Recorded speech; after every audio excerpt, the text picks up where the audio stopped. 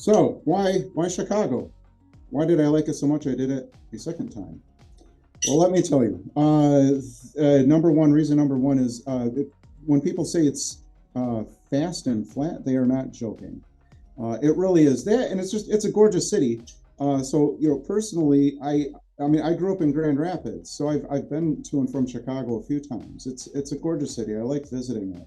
And so, honestly, I was surprised that the marathon, you get a real tour of the city, not just like the tourist areas, but you see the whole thing. So, my advice is think of Chicago as a 26.2 mile a tour, or even better yet, a parade. It's a victory parade. You finish training, and you're going to get this. You get to participate in just this fantastic parade throughout the whole city, and you will see residential areas. You'll see the commercial district, plus the tourist areas. You get to see Chinatown. My memories of the race that I look forward to each and every time now. Working backwards, it is flat, except right at the end. Right at the very end, there is a small hill, and after you've gone 26 miles, even a small hill can seem a little disheartening. Don't be disheartened. It's right at the end. It's think of it as you're climbing that platform to the finish line where you get to get your medal. So you're platforming. You're not going up the hill, right? So just go up it. I don't believe anyone around me was bummed out either time that I ran it. I didn't see anyone disheartened at all about that hill, because it is bringing you right up to the finish line. So run up it, be excited about it. It is a good thing when you get there. Prior to that, the Chinatown, it hits, I can't remember exactly where it's at, but I believe it's at about the mile 20 mark. So the mile 20 wall is a real thing. But very thankfully, you hit Chinatown right when you're starting to feel just to feel bad. At least that was my experience at mile 20, and it gives you a real boost because it is awesome. It's a whole new world. It's very loud. It's very excited. People are cheering. Just the amount of just noise and enthusiasm, and you really feel welcomed, and they make you feel like a rock star. So it is perfectly positioned. So it takes the edge off that wall. So that's a good part.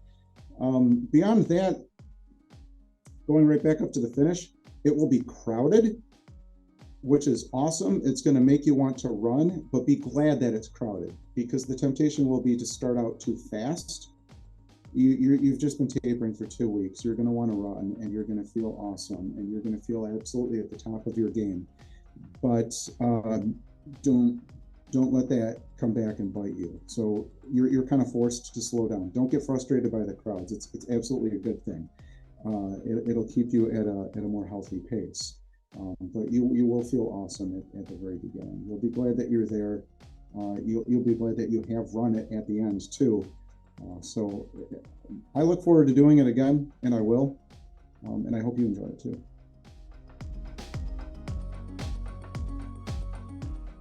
I've ran six marathons now. This will be my seventh marathon. My first marathon in 1993 was Chicago Marathon, way back then. And then in the last 8 years, I've run 3 more Chicago marathons and 2 Naperville marathons.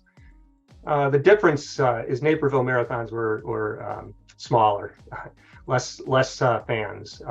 Chicago Marathon, you're in the big show. You're at Madison Square Garden, Knicks versus Bulls. You have the greatest runners in the world running the same race, and you're in that race. And when that buzzer bell goes, you can win it. No, you can't win it. They're going to win, but you're in the same race, and you have the same fans. 2 million fans cheering you on along the way. There's just, to me, running the big marathon like Chicago is a once in a lifetime. Well, you can do it again, but it's just an amazing experience. A couple of marathons ago in Chicago, I'm getting older, and it was raining. I ran for OLA that year, and went into Lincoln Park and heard a band playing Pinball Wizard.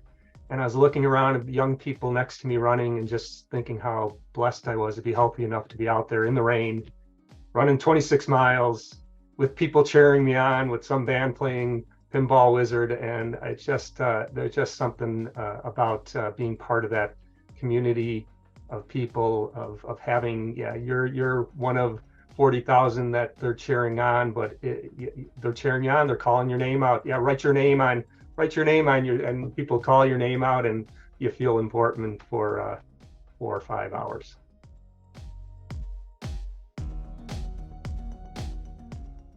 This will be my third time running the Chicago Marathon. So I've only ever run one marathon besides, and that was the Cleveland Marathon.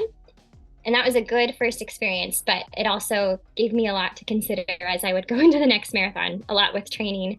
But Chicago was an entirely different experience. And maybe part of that was because the first time I ran it, it was 2021. So it was a year post-COVID. So they had the race canceled. There was just so much hype at the Chicago race. There was not a stretch of the course that was without a cheering section.